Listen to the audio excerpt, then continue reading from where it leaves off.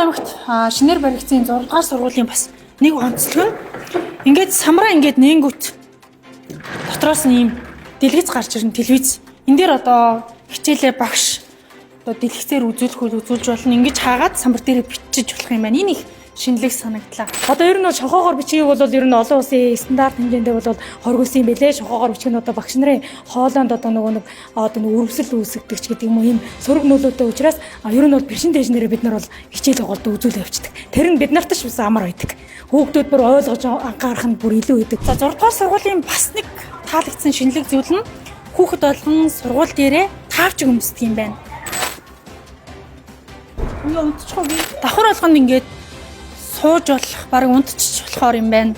Ийм сандалнуудтай юм байна. Хамгийн бас таалагдсан зүйл нь давхар болгондоо ийм халуун хүйтэн ус авах боломжтой. Одоо ус цэвэршүүлэгчтэй юм байна. 300 хүүхдийн багтаамжтай номын сан. Шинэ номын сантай болсон чи ямар вэ?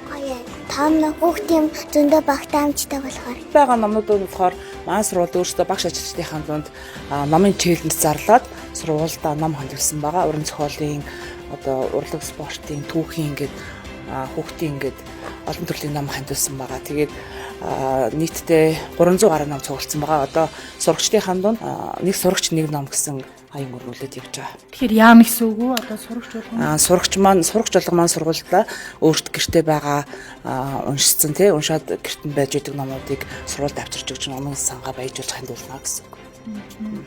Одоо тэгэхээр хоёуланг чинь видеог үзэж байгаа хүмүүс ном хандуулах байгаа хүмүүс байх юм бол хандуулах боломжтой юу? Нээлттэй юу? Тийм бол хоёулаа утасныхаа дугаарыг мэдээлэл болгодог. 89 67 61 71 гэсэн дугаартай холбогдоод ном хандуулж байна.